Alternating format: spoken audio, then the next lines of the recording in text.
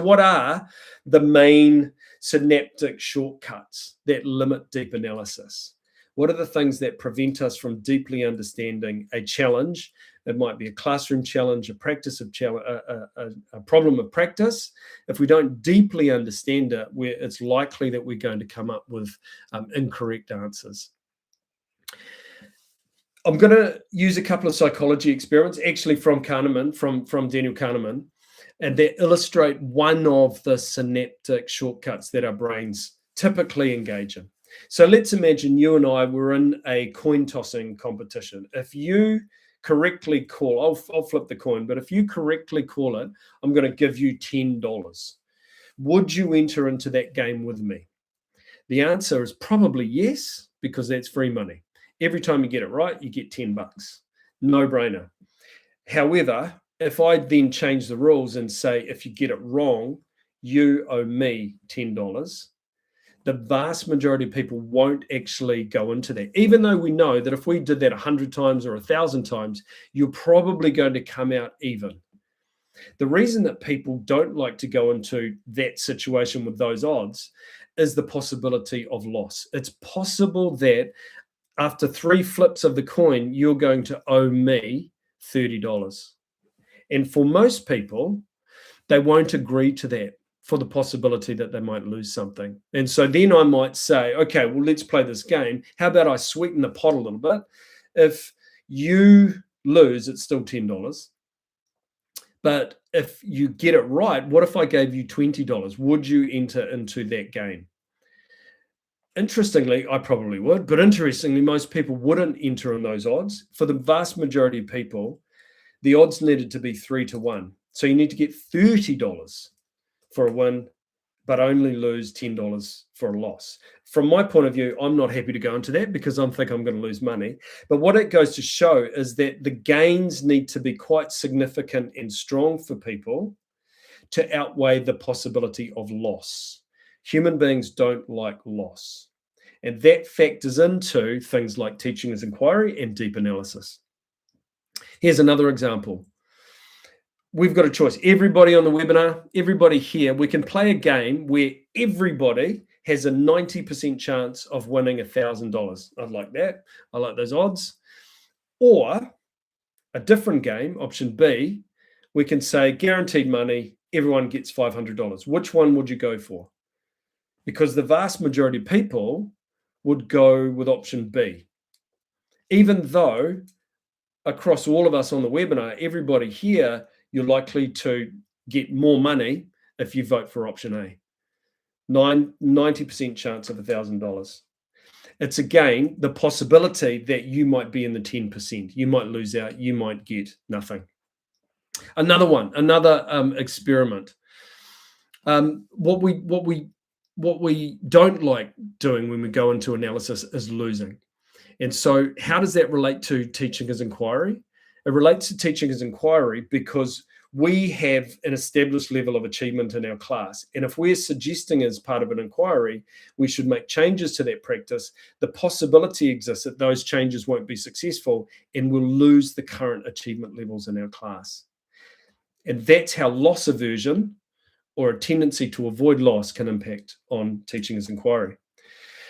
What I started to play around with when I explored these ideas was the idea of Cluedo. So there's a baddie there. Loss aversion is a baddie. They're a person who can limit our thinking, or they can sabotage our thinking. So I've played around with this idea for a bit. Rather than who killed Colonel Mustard, it's who sabotaged my thinking. And it might be loss aversion that is sabotaging your deep analysis in your inquiry, your desire to hold on to what you currently have rather than risk it for new practice. That new practice might actually get you some really beneficial results for your students, but we have to get past the loss aversion in order to be able to get there. What is loss aversion's crime? What is it guilty of? A tendency to avoid new things, new practices because of fears about losing what we've already got. Human beings hate losses more than they love gains. That is pretty well established by Kahneman and a bunch of other people. We hate losses more than we love gains. You're not going to try anything new. How does that impact on teaching as inquiry?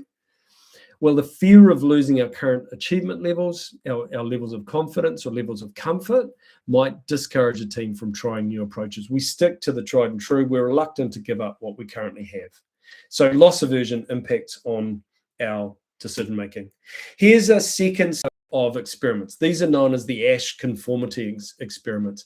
And I remember these from anybody as old as me would remember them from Candid Camera. In Candid Camera, one of the gags that they set up was a lift opening. And if everybody was facing the back of the lift when the new person walked in, typically they would face the back of the lift as well. Literally, there's one poor guy with a hat there, the rest of them are actors. And when they turn around and face the front, he will turn around and face the back. If the people in the lift are facing the side, then typically you will turn and face the side as well. And they're hilarious and funny, and let's see what we can get people to do through conformity. Another example, which was a clinical example, was you get 10 people in the room, one of which was the actual participant, the other 9 were actors. And they would say, which of these lines most closely matches the target line? I can see that line C closely matches the target line in length. But if the 9 actors in the room said before I was asked the question, A, it's A, line A is the closest one, line A, line A, line A, and then it comes to me, there's a 70% chance that I am going to agree with the people who came before me and say line A, even when I know that it's line C. And that's why these have come to be known as the Asch conformity experiments. Conformity is another synaptic shortcut. It's another cognitive bias that can affect our thinking. It's groupthink. And what we tend to do, even the participants, when they're interviewed afterwards in the Asch conformity experiments, they were asked, well, you knew that it was line C. Why did you say A? Typically, they said, I didn't want to stand out. I just wanted to keep the peace. I just wanted to go along with everyone else. And that is a really good example of groupthink. So the crime, groupthink crime, is a tendency for groups, think of professional learning groups, inquiry groups, to prioritize consensus and harmony. We want to agree. No one wants to be that guy that's kind of sticking out and being annoying and difficult. And so we tend to prioritize harmony over critical evaluation. Sometimes that means we will have a dissenting view, but we will keep it to ourselves. And the impact, of course, on a professional inquiry group is that early opinions, especially those from influential members, often become amplified and reinforced by others in the group, while alternative interpretations or dissenting views remain unspoken. So the catchphrase for this one is, loud wrong can beat quiet right. You've got maybe a really important perspective or view to bring to this conversation. It's likely or it's possible that you will suppress that because you just want to get along with the group. It's well intended, but it will ultimately limit our thinking. So loss aversion and groupthink are two of the cognitive biases that can limit the impact of analysis, particularly with teaching as inquiry. Here's another one.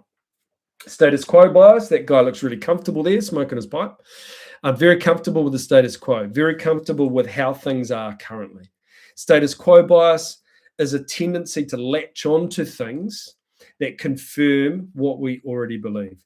Or maybe a better way of describing it is, we tend to stick with our beliefs about the way things currently are. We're reluctant to give up our current practices instead of testing new approaches. It limits our ability to improve because it keeps us within a really safe zone. Recency bias relates to how recent the data is that we have. Recency bias believes that if the assessment took place yesterday, it's therefore more accurate and more valid and more reliable than the assessment that took place last week or 2 weeks ago. The newer the data, the more accurate it is.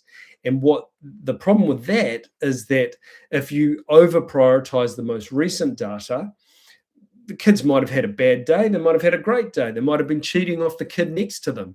If you say this recent data has to be the best data, then you're not looking at longer term trends or the general direction of travel. So don't fall into the habit of thinking that because it's recent, it must therefore be right. Confirmation bias. I think I had this definition in status quo bias, actually. Yeah. We tend to seek, interpret, and emphasize information that confirms existing beliefs, dismissing contrary or contradictory evidence. Confirmation, I think I know what's going on here. Let me cherry pick that evidence that supports that view, and I'll dismiss anything that disagrees with that view. And the impact is that teams can selectively notice data that supports their existing beliefs. Beliefs or assumptions about particular students, or the impact of teaching strategies. This strategy always works. See, I told you, those 3 kids are making really good progress because of this strategy. The other 20 odd in your class are not making progress, but you're cherry picking some useful examples. Rather than genuinely inquiring and validating those views and investigating them deeply. So confirmation bias, I think I know what's going on here. And then the last one is the ostrich effect. The ostrich effect is burying your head in the sand, because we don't like the news that's coming. So we will avoid, ignore, delay any confronting negative or threatening information, even if it's really, really important. The impact of this is that what we tend to do is avoid analyzing difficult data. I think I'm a great teacher of writing. I take a lot of pride in it. I work hard at it. And if the writing data for my class isn't very good, I'm just going to bury my head in the sand about the fact that it might be suggesting I'm not quite as good a teacher of writing as I think I am. I'm probably going to externalize and just say, there's a problem with the kids, or the assessment wasn't very accurate, or something else was going on. I'm still a good teacher of writing. I'm going to bury my head in the sand around that. This is confronting. This is challenging, because for all of us, we want to feel like we do a good job, but also there is times where we've got to confront some uncomfortable things. So there they are. Loss aversion, groupthink, status quo bias, recency bias, confirmation bias, ostrich effect.